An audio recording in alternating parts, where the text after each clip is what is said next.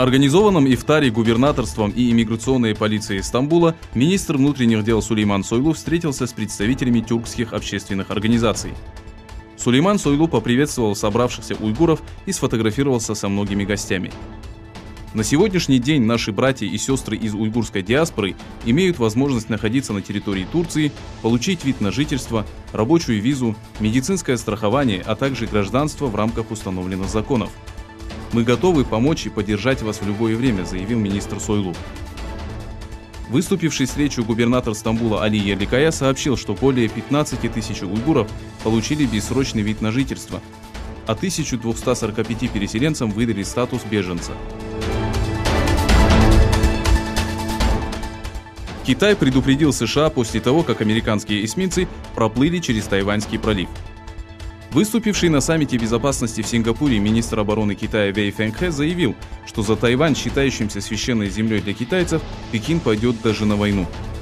Вэй Фэнхэ призвал правительство Трампа не вмешиваться в споры по Южно-Китайскому морю.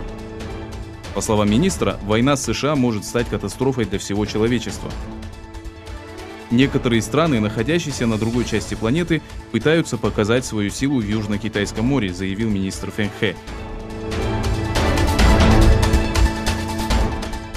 Организация по мониторингу прав человека опубликовала доклад о том, что китайские власти используют мобильное приложение для слежки, тотального контроля и необоснованных арестов мусульман Восточного Туркестана.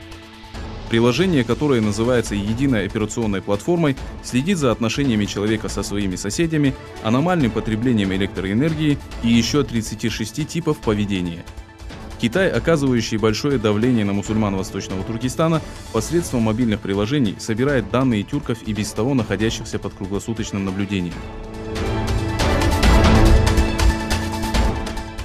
По сообщениям Associated Press, военные США провели в заливе Басры военные учения, в котором приняли участие авианосец Авраам Линкольн, направленный в Персидский залив на случай войны с Ираном, и стратегические бомбардировщики Б-52.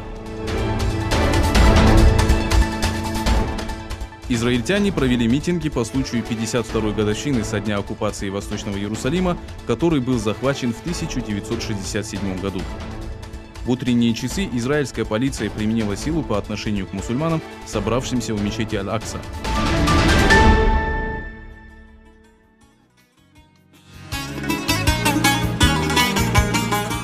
Есть сердца для любви и милосердия, есть люди для крепкой дружбы, и есть праздники для объединения и радости. С искренним пожеланием избавления для братьев и сестер Восточного Туркестана и других стран поздравляем вас с праздником Разговения.